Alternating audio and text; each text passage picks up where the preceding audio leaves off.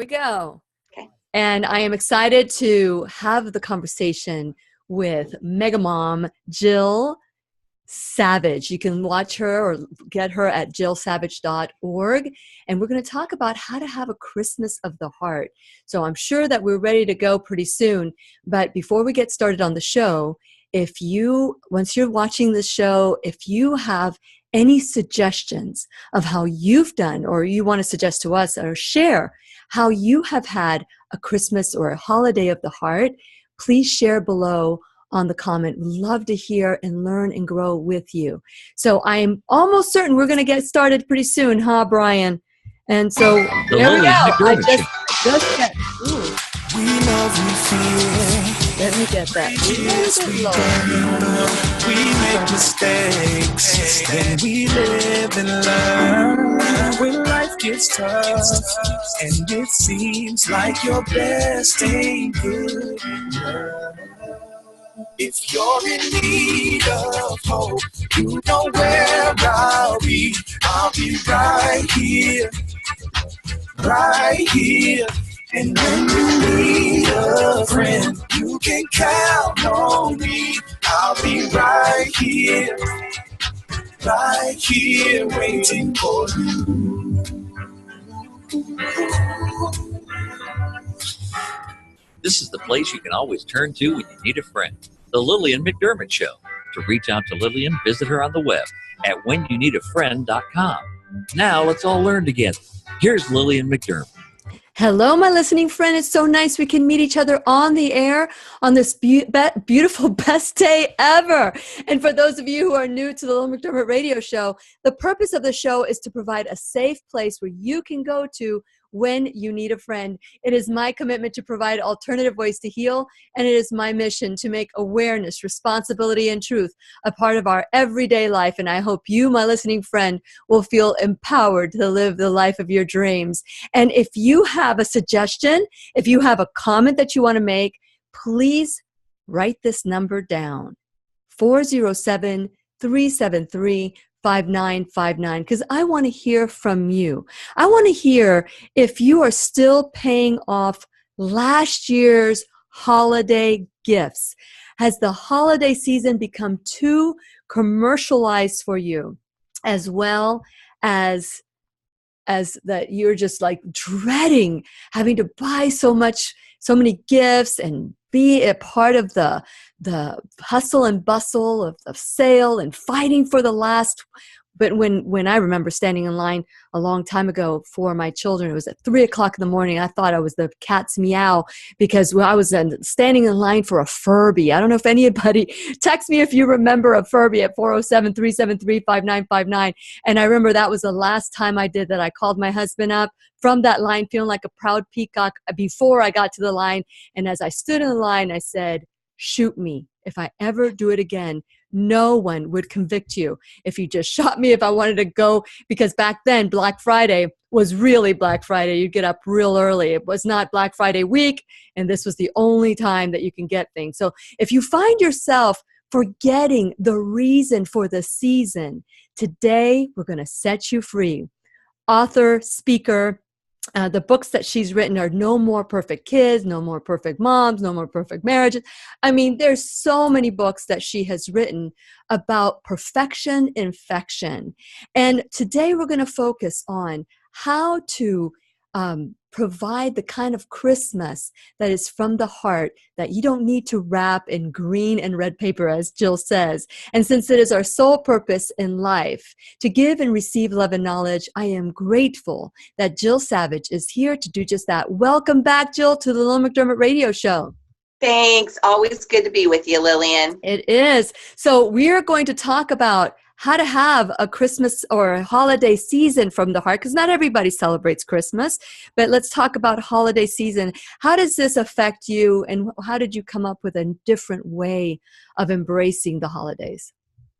Well, we have 5 kids, and so needless to say, that was a lot of shopping, and it was a lot of wrapping and all of that, and it's important, that's valuable to them, but I know for me, I just wanted Christmas to mean more. And so I always use it as a season to think about gifts that I need to give that don't have to be wrapped in red and green. And what it does is it kind of primes the pump for me for living that out year round. Because, here we are at the end of a year and getting ready to launch into a new one. So I think that the holiday season is a great time to really be thinking about what are the gifts that we need to be giving each other on a daily basis.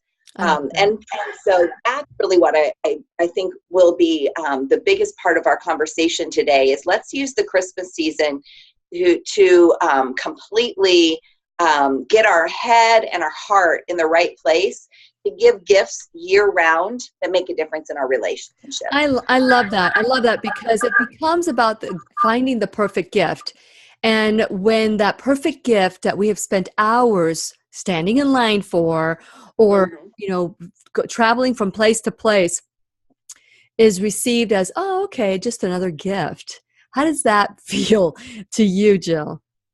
Yeah, it is. It makes you realize that things don't really matter as much as people. Yes. And so that's why the gifts from the heart that I think are so important do make a difference. They're the ones, people may not even be able to put their finger on it, but they might be able to say, she makes me feel valued. She makes me feel like she really sees me and she really hears me.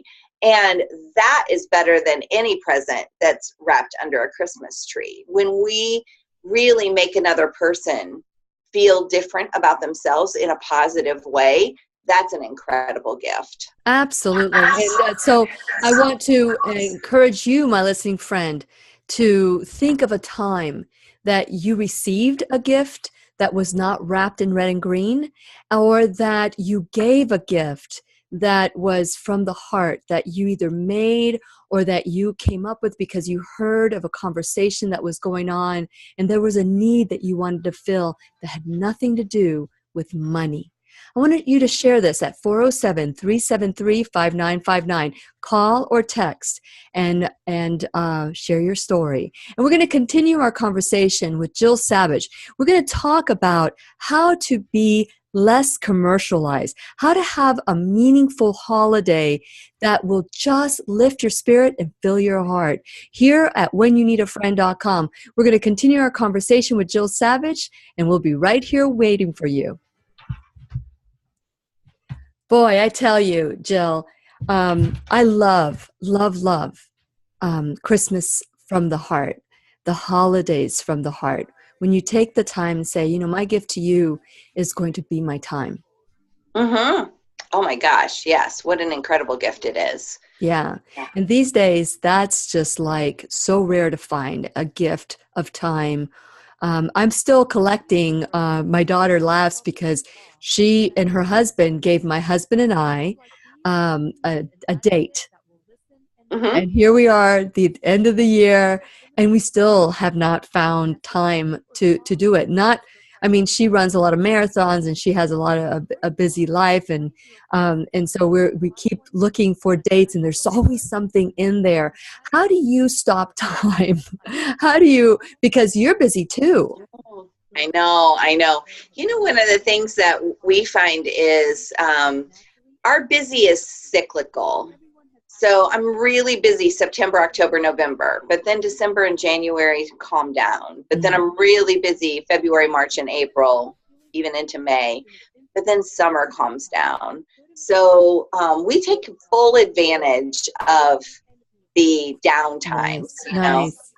Because in fact, we made a decision. We do a Marriage Monday blog post every Monday, and we made a decision that we're not going to do it in the month of December. Our son is getting married on December 21st. Oh, congratulations. So we're like, no, we're just going to slow things down and not even blog during the month of December. And that's a gift we're giving to ourselves, Very good. But everybody who's waiting for that gift is like, well, what happened? I know, but that's okay. I think that they value that, because whenever I put that out there, like, hey, I'm going to take this month off of blogging or whatever, people are like, good for you. Thank you for living out your priorities in front of us. Mm-hmm. So I think that that's just as important, that I talk to people about margin. I talk to people about saying no, but when I actually do it, then I think that that really raises that up in there, and it shows people that you still can do it. It is important. Yes, absolutely.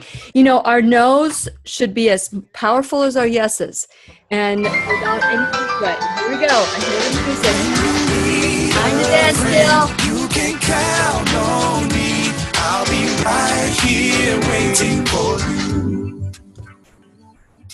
You can text Lillian McDermott or leave her a voicemail at 407-373-5959. Once again, here's Lillian. Welcome back to the Lillian McDermott Radio Show, where we always learn from one another. And today's teacher is Jill Savage. She is a speaker. She's an author of many, many books. Some of the books that we've discussed here on the show is No More Perfect Marriages, No More Perfect Kids, No More Perfect Moms. But there's a lot more. Together. What was the song? Not the song, the book. Better Together. Better Together, and she has a blog, so you can go to jillsavage.org to learn more. Today we're talking about a holiday season that is of the heart. That is a decision that you make with one another, that you say, okay, I'm not going to buy you any gifts. You don't buy me any gifts. Let's do something nice for each other. And those are the gifts for me, Jill, that mean the most. Can you recall a time where your kids or your husband or a friend gave you a gift of the heart? And what was it, and how did it feel? Oh, absolutely. I mean, I can just think of so many of them over the years. But, I remember telling my husband that I just wanted a day alone, for my birthday. And he's like, well, what does that mean? And I'm like, I want a day alone in our house, no children, just me. And as an introvert, that was a huge gift to me, because being alone refuels me. And so I absolutely, and so he did. He made arrangements that he and the kids would have a day out, and I would be able to be home alone. And it was like I took a deep breath of fresh air. And to this day, I still remember that. I remember one time telling him, you know what I want this year? I want to go to the Abraham Lincoln Museum in Springfield, Illinois. We only live an hour from there. I want to go to the Abraham Lincoln, because I love history. And I said, I want to go to the Abraham Lincoln Museum, you and me, no kids, and I want to read every sign. And he was like, really, that's all you want? And I'm like, that's all I want. He's like, well, we can do that. And so we did, and I loved it. I loved it. Nobody was like, trying to move me along. Nobody was like, come on, Mom, come on, and it was a true gift from the heart. And part of it is learning to ask for those gifts, as well as being okay giving them. Because a lot of people are like, well, he knows me, I shouldn't have to ask for that. No, he's not going to think of those things, or she's not going to think of those things. So we need to learn to express what our need is. And sometimes it's not for something wrapped underneath a tree. It's for something that can be given in a different way.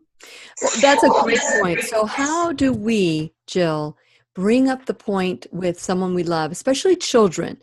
With children, they don't understand the gifts from the heart yet, although they're really good at gift giving, like pictures and things that they do. It comes natural for them. But they find it, and this is what I visualize, not all kids, but they find that gift, because they watch TV, that it's been commercialized. And so because of that, that means more to them at that point. What are your thoughts about that? How do you transition? Well, absolutely. And I don't know that, as we talk about gifts from the heart today, I don't know that they're, a lot of families completely transitioning to gifts from the heart. No, I think there's still going to be some gifts underneath the tree. Sure. And so, one thing you can do is you can lessen those gifts. One family I know, they do 3 gifts underneath the tree, something to wear, something to read, and then something that you love or longed for. And so they've simplified the gift giving process, and then they focus on some of these other gifts from the heart as well. Others, it may be a conversation, especially as we've been having that conversation as our kids have gotten older, guys, what if we didn't do a gift exchange and we only did it with the grandkids, the little ones, who that gift under the tree is really important, and what if we didn't? Now, here's what we run into. I know you've had Dr. Gary Chapman on your show. Yes, yes. And one of his, one of the love languages, the 5 love, is gift giving. And so I have a son-in-law that is his number 1 love language. So we will probably never completely do away with gifts under the tree, because that would mess with his love language. And so what I try to do with these gifts that we're going to dig into today is sometimes I openly give them. Like I say, I know that I haven't always been a good listener. I want you to know that this Christmas season, I'm working on my listening skills and giving you the gift of listening. And so, they may be something in addition to gift giving, or it may be something that you're choosing to start giving and you're not even going to tell people. You're not even going to tell them that, that there is, you're doing something special for them. And so that makes a difference as well. Okay, so what are some of the other gifts that, Jill, I need for you to lower your speaker a bit. There we go. What are some of the gifts that you can recommend, or what are some of the, how can we transition? Give us some ideas of what it looks like. Okay, so let's talk about the gift of listening for a moment.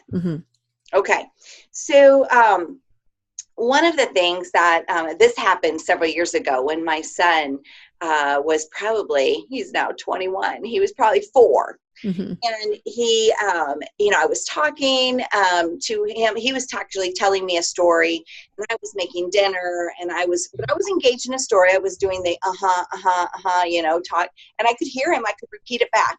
But finally, he says to me, "Mommy, would you please listen to me?"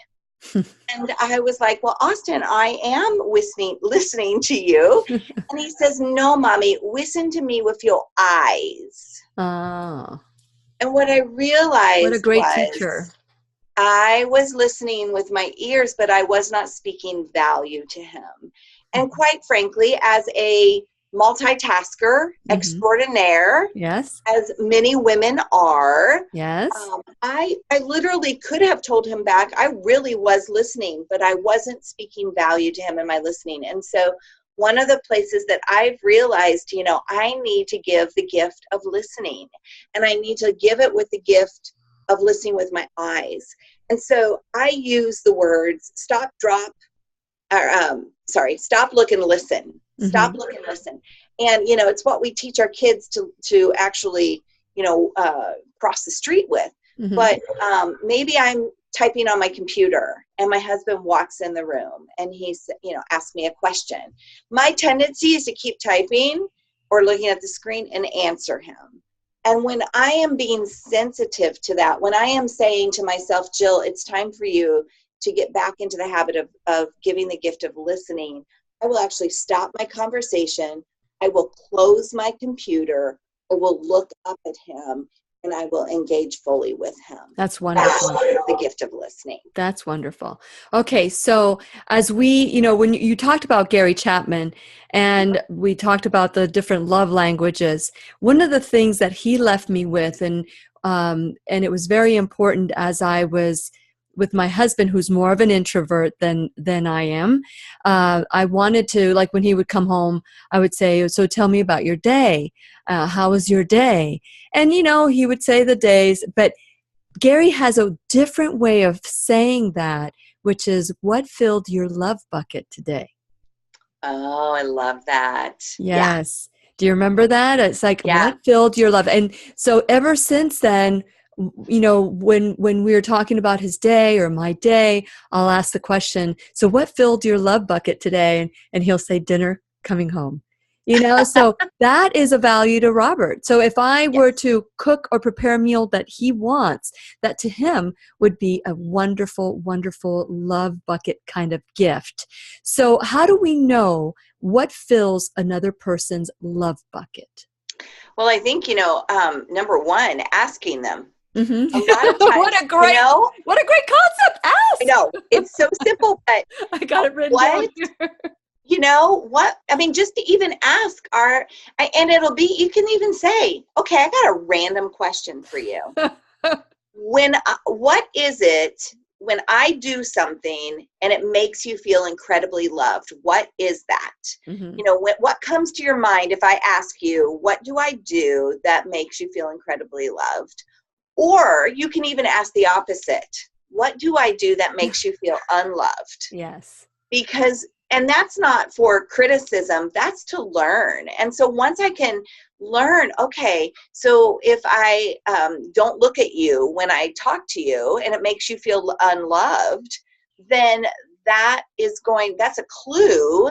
Then I need to learn to listen with my eyes, or I need to stop multitasking when I'm listening. And so I think that, there's a lot of different ways that we need to just simply ask the question. And the question you gave is great. What filled your love bucket today? Mm-hmm. Because then what you're doing is you're making a mental note.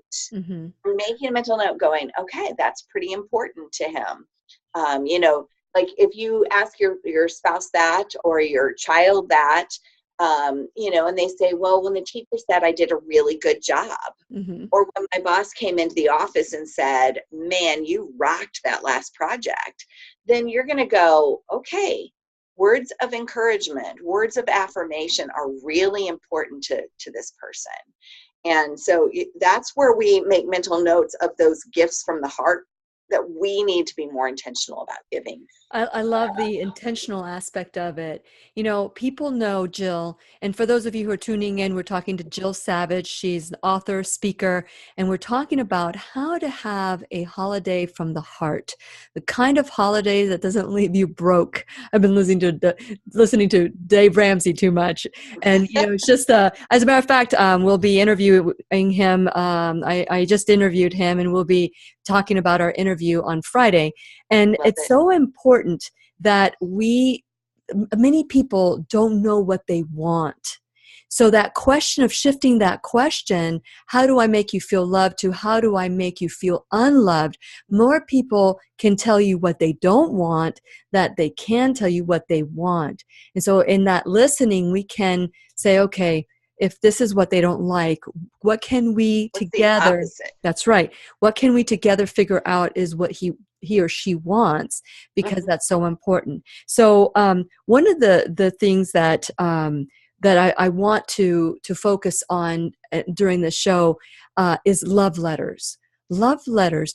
We live in such a digital texting, emails, not time for a phone call. Love letters to me, and perhaps maybe that speaks volume of my love language, but love letters to me are so crucial. So when we give a gift in our home, it's not just giving a gift, it's saying, why do I love you? What is it about you that I love so much? And that is something that you can do along with giving a gift, because our kids are a little bit more they love the receiving gifts. So that's how we kind of compromise. Don't just give me a gift. Tell me how I have touched your life. Does that make sense?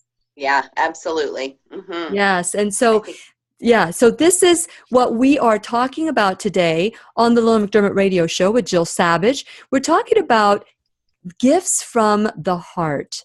Having a holiday season that doesn't totally involve materialism or commercialism. How can you create a holiday, a Christmas, a Kwanzaa, or Hanukkah that you can just say, that just filled my love bucket? And we're going to continue our conversation with Jill Savage when we return worldwide at whenyouneedafriend.com. We'll be right here waiting for you.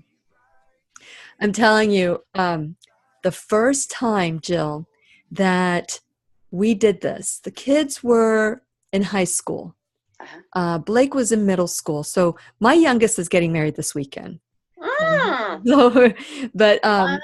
Yeah. And then the day after that, we're going Christmas caroling. I've done that since I was 19 years old. And so that's my kickoff to the holidays. I love it. It's doing for others and in service and being in service for others. And so we wanted to teach our children the importance of telling each other how we feel. So we celebrate the 12 days of Christmas. We Love don't it. just, because I grew up in different places and being Spanish, January 6th is the last day of Christmas, which is Epiphany. Right. So instead of which we would give a gift to the kids, we said this year we're not giving gifts. We're going to write love letters. Let me tell you, you could not see a dry ice. I mean, it was, we were so emotional. Kids did such a great job in writing these love letters. As they've gotten older, they have, it was beautiful. And of course I had, because I'm such an elaborate type of person, I had like a treasure chest and I put the letter in there. And, then one year I had a scroll and then eventually as the kids got older and they became more involved in media, and that became less of, I don't have time for this type of thing. So that's why we instated, okay, just say what you love about this person and go there. But have you ever done love letters where that was our Epiphany meal, and then afterwards we'd have love letters, and it was just, that was just the best. Did you have everybody do a letter to everybody, or did you just pick one person? No. Everybody. We wrote a letter to everybody. That's really neat. Yes. Good for you. That Great. was one of my favorite Epiphanies. And then after that, we decided no more gifts during Epiphany, and we were going to do an act of service. Once the kids said, we don't want to do the love letters anymore, because then we'd ask for a theme, and it just became, okay, what do I say that I said the last year? Right. And so they said, can we switch it up? And we said, okay, let's come up with a win-win. And we came up with acts of service. So we would go to the Ronald McDonald home and serve a meal there, and we would prepare it all together. Little things like that. What have you found in your life that you could say that was different, that was a special and different? What I was thinking, my several years ago, I wrote letters to my parents, and I actually, now I typed them, but I framed them, and it was really it was telling them how much I appreciated everything they brought to my life. And those are framed in their bedroom. They love those, because I just went back to my childhood and I thought through my adulthood, and what are the character traits my parents have given me, and how has that made a difference in my life? And boy, that was a powerful gift for them. And it cost me all of whatever it cost to buy the frame and get them in there, but it was better than anything that I've ever given them in the past. Amazing. That makes me decide what I want to do this year. I haven't done that in a long time for my parents. My parents are up in age. My dad's 87. He'll be 87 this year on the 21st of December. And my mom is 83. So I think I'm going to do something, because I write for Florida Today. You write as well. So when you write and I write, you go deep. Yep. And I'm sure that was beautiful. I know. I feel like I'm on borrowed time with my parents. And so I'm the same way. My dad is 83 and my mom is 79. So, I that was like, no, I really want to do this so that it lets them know, because what do we tend to do? We tend to do that at funerals. Oh, yes. We say all of the wonderful things this person brought to our life at their funeral. Yeah, we need to stop that tradition and do it in real life. I'll be right here waiting for you. You can text Lillian McDermott or leave her a voicemail at 407-373-5959. Once again, here's Lillian. And welcome back to the Lillian McDermott Radio Show, where you can hear us worldwide at whenyounneedafriend.com. I'm your host, Lillian McDermott, and we are always, my goal in life is to learn something from everyone I meet. And today's teacher is Jill Savage. You can find her at jillsavage.org. And as always, the information's on, if you were a subscriber, you'd have all that information. So I want to ask you to go to whenyounneedafriend.com. Please become a subscriber. And when you become a subscriber, you get some free gifts. And not only that, you get the show delivered right to you after it is published. And so I want to encourage you to go to this place where we take 100% responsibility for the life that we want to live. How do you want to live your life? How do you want to stop the madness of this commercialized, materialistic holiday? When did it become about giving financial gifts? Why can't it be the gift of filling somebody's love bucket, or as Gary Chapman says, the love bucket? And so today I want to encourage you to go to whenyounneedafriend.com. While you're there, check out my sponsors, because without my sponsors, there would be no show. And so I want to encourage you to check them out. And not only that, figure out how you can support them. So go to whenyounneedafriend.com, become a subscriber, and then you can click every icon, every button. It'll take you to YouTube, subscribe there. It'll take you to my social media, like me there.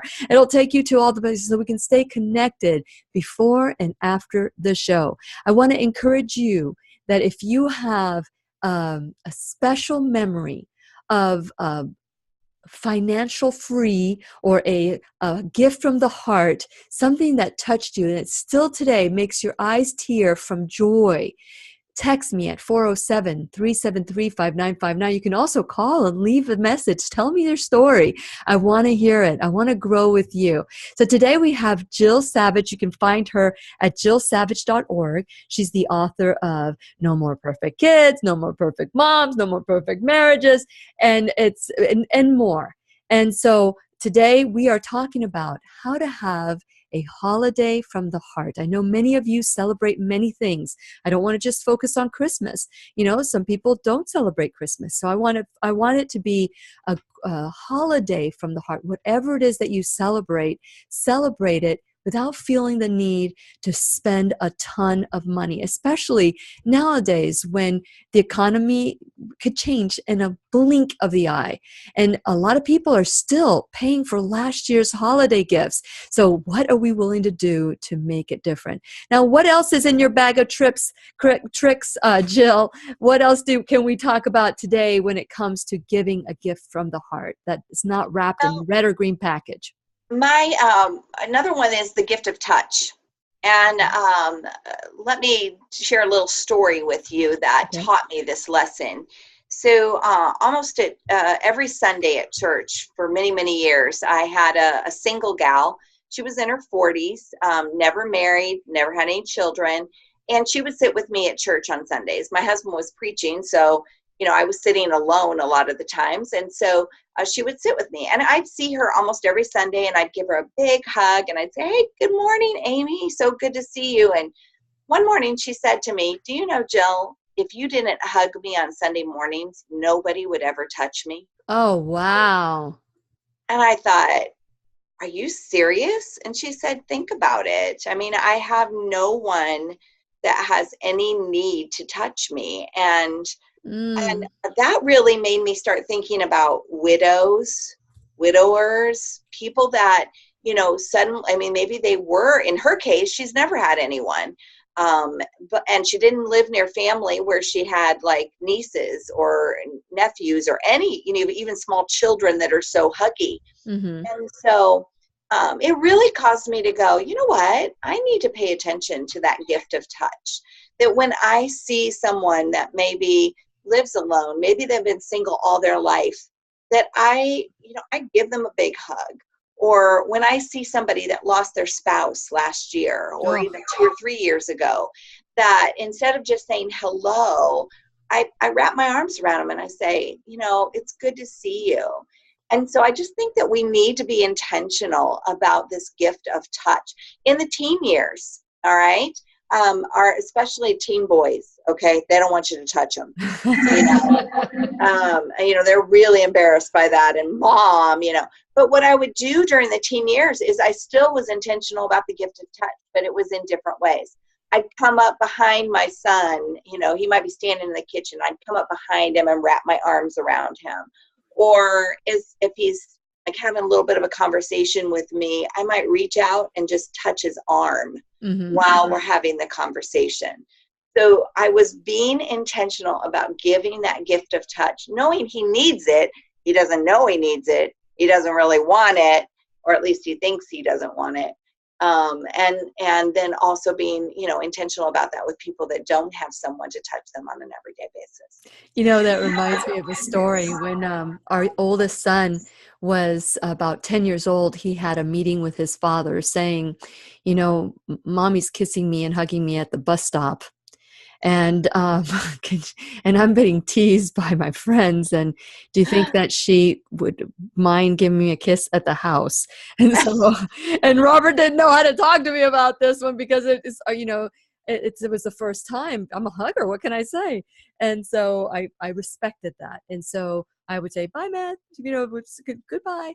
And then, I was very aware of that when my youngest, Blake, was about that age. He and I were walking the mall holding hands. And all of a sudden, this cute girl walked towards him. And all of a sudden, we let go. Right. And I said to Blake, you must really like her because you let go of my hand. He said, no, mommy, you let go of mine. So he didn't mind the hugs and he didn't mind the kisses. He didn't mind any. He's my baby. And he didn't mind any of that. But if I go back to that moment, I let go of his hand because I wanted to be aware of what, I didn't want anybody to tease him or anything. Right. But so everybody's different. Mm-hmm. That's right. They are. We need to be aware of what they need. But human touch is important to all of us. Yes.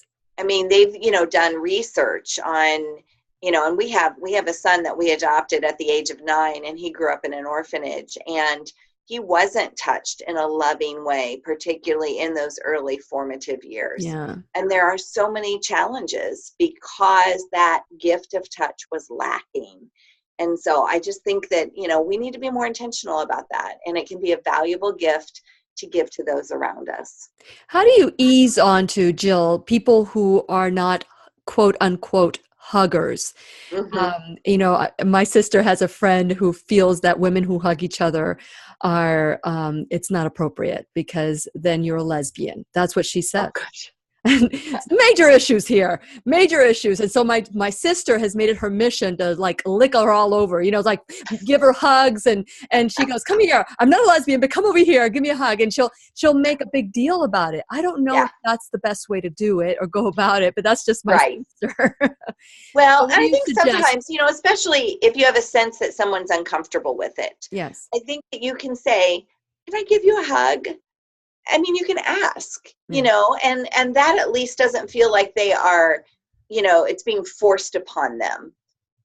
And so, but even, just grabbing a hold of someone's hand, like maybe they're crying and they're telling you a story, that's a place of, that gift of touch is a tender place that you let someone know that you care about them. And if their love language is physical touch and closeness, you've just given them like 25 gifts. If their love language is not physical touch and closeness, you've let them know that you care about them and that they're valuable and you've given them your full attention. But it might not mean quite as much to them as it does to somebody whose love language is physical Exactly. touch. We need to be, aware of what people need and not shame them into feeling the way they are.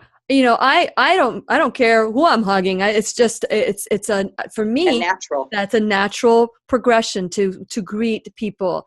And I do that in business and I do that in private as well. So let's move on to the next. We have the gift of touch. We have the gift of listening. Any other gift that we want to talk about? So the gift of grace.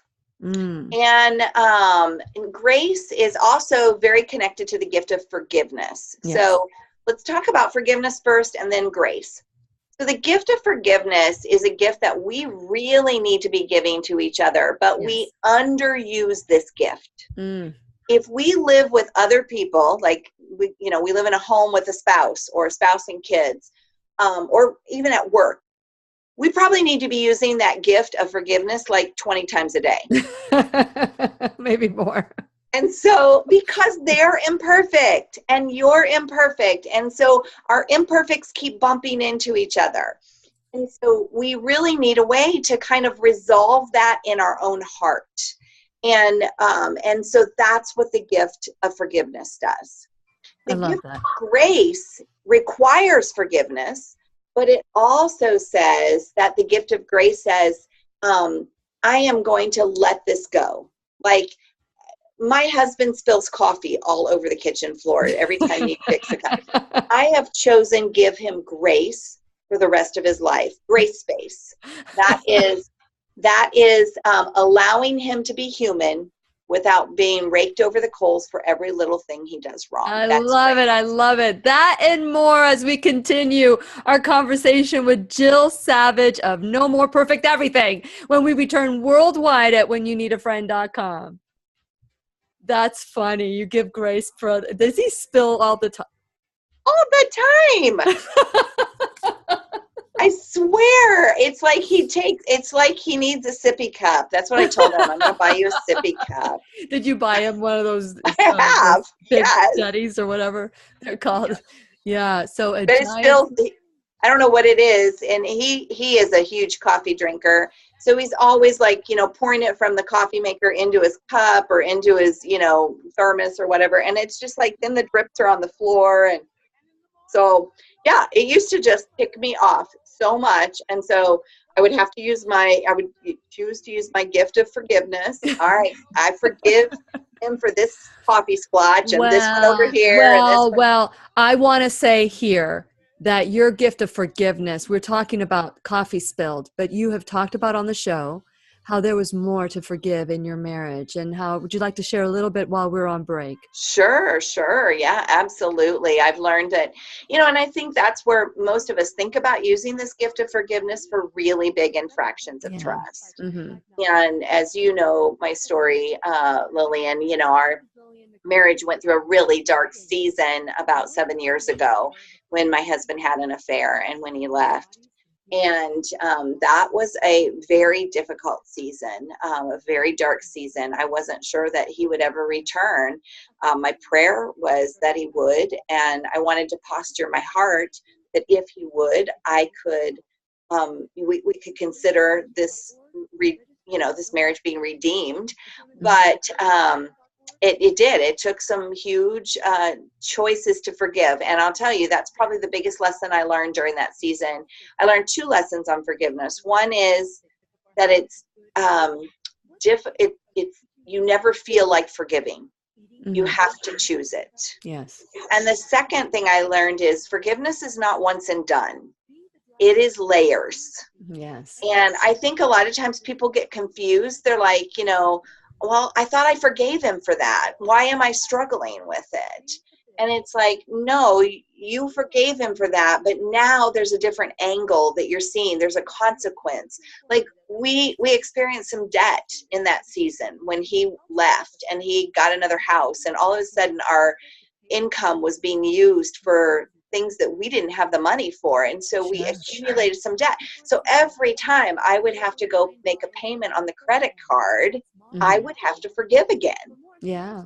And I think that's the piece that people don't understand, is that forgiveness really does sometimes have to happen in every angle of a situation. Yeah. Not just in the situation as a whole. Yeah. I for people who have never heard you and they're watching this for the first time, I wanted you to share that story. So thank you so much for sharing, because, people don't understand. I write a lot about forgiveness. I do many shows on forgiveness, but here's the main thing. I thought the show was starting again.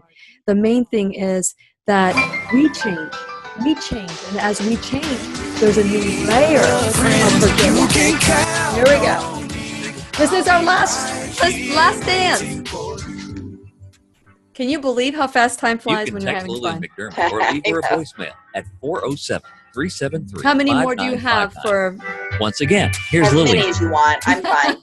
Welcome back to the Lillian McDermott Radio Show, where we're enjoying my conversation with Jill Savage. She is, you can find Jill at jillsavage.org. We're talking about how to have a financial freedom, kind of commercialized, non-commercialized, non-materialistic holiday. How you can highlight the things that are from the heart and make those gifts so meaningful. Those are the ones, Jill, that I remember the most. And so we just talked about forgiveness. And for those of you who have never heard Jill before, during the break, we talked about one of the biggest forgiveness that she had to do, which was the forgiveness of her spouse having an affair. And so if you want to hear that story, please go to whenyouneedafriend.com, click onto the YouTube video. It'll be put on. By the way, if you subscribe to my YouTube channel, you get all these videos sent right to you, and you can get the conversations on and off the air. So, Jill, that was an incredible thing to do, is to forgive, to choose to forgive instead of feel like forgiveness. Would you like to elaborate on that? Because that's a great gift right there. It really is. And I think that we get frustrated with each other on big things in life and little things in life. And we need something to do with the emotion that follows when our spouse has broken our trust, when they have frustrated us, when they've not done what they said they would do. So what do we, oftentimes that's when it really wells up as anger, or some negative emotion wells up inside of us, and we need something to do with that emotion. Yes. And usually, if we don't learn to forgive, then we explode. Then we stuff it, and we say, fine, I'm just not going to blank. Yeah, but Jill, anytime time you stuff something like that, it will manifest in your body in a different way. It'll give you disease or something. We need a healthy option for handling it, and forgiveness and grace is healthy. And let me tell you how to determine which gift you need to give with forgiveness and grace. Okay. If the person has hurt you, you need to give them forgiveness. If the person irritates you, you need to probably give the gift of grace. Interesting. And so my husband's coffee splotches do not hurt me. They irritate me. His coffee splotches all over the kitchen floor that I just mopped yesterday. That irritates me. But you see, you can come up with a win-win. This is a win-win. If he puts, you clean the floor, right? And if he stains the floor, then his commitment to staining the floor is for him to clean the floor. Do you think you can come up with that? And you know what? For a long time, I was like, you know what? I'm going to use my gift. I'm going to give him the gift of forgiveness. But I did address it with him. I would say, Mark, would you please pay attention? It makes me feel unloved when I take my time to clean the floor and then you don't care. But I eventually moved from that gift of forgiveness to the gift of grace. And the reason I did that is I decided that for the rest of our married life, this is one way I'm going to serve my husband.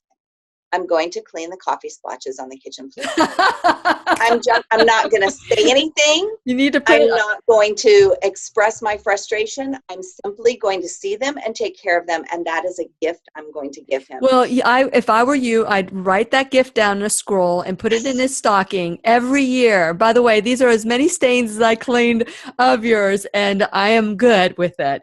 Okay, so what else is in your bag of tricks? Well, this is one particularly for those of us that are empty nesters. And I think this one's really important. And this is the gift of holiday freedom. Now, what I'm talking about is I am talking about a lot of times we put obligations on our family. You need to be here on Christmas morning. We need to spend Christmas Eve together. This is what we've done all of our life. Well, when our kids get older and they get married and they now have their own family, they now have the spouse's family, and they have our family, one of the most generous gifts we can give them is the gift of holiday freedom. That Thanksgiving doesn't have to happen on Thanksgiving. Christmas doesn't have to happen on Christmas. Totally 100,000% agree with you. And this is a gift. So last year at Thanksgiving, we made the decision to give this gift to our kids. One of our daughters, she and her husband alternate Thanksgivings. 1 year it's with his family, 1 year it's with our family. It happened to be their year that it was with his family. And our other, we had one son that was out of town, so he wasn't going to be around. The others, I knew that they were going to be splitting the day between two families. Mm-hmm. And so my husband and I talked about it, and we said, what if we just tell the kids, you know what, forget about Thursday. You just enjoy Thursday with your significant other's family. Mm-hmm. And Saturday, we'll get together and have pizza as a family. And I'm telling you, I might as well have given some of my kids $1 million. Like, they were just like, Mom, Dad, thank you so much. Like, that made the day so much less stressful for them. Yeah, absolutely. I totally agree with you, Jill, because whatever day we come together, that is. But, here's the thing. You and I were talking before the show how we have borrowed time with our parents.